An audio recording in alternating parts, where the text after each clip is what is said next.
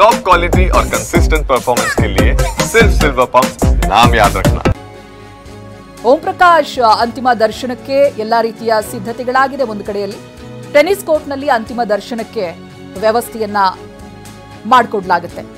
HSR ಲೇಔಟ್ನಲ್ಲಿರುವಂತಹ tennis court ಇದು. ಇಲ್ಲಿ ಓಂ ಪ್ರಕಾಶ್ ಅವರ ಅಂತಿಮ ದರ್ಶನಕ್ಕೆ ವ್ಯವಸ್ಥೆ ಮಾಡಲಾಗುತ್ತೆ. MCHS ಕ್ಲಬ್ನಲ್ಲಿ ಅಂತಿಮ ದರ್ಶನಕ್ಕಾಗಿ ವ್ಯವಸ್ಥೆಯನ್ನ ಅವಕಾಶವನ್ನ ಕಲ್ಪಿಸಿಕೊಡಲಾಗುತ್ತೆ.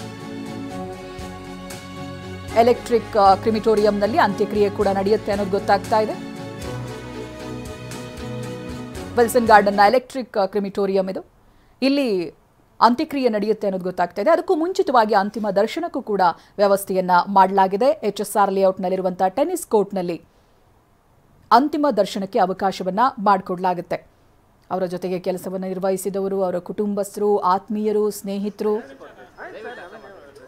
ಅವರ ಅಂತಿಮ ದರ್ಶನವನ್ನು ಪಡೆಯಬಹುದಾಗಿದೆ.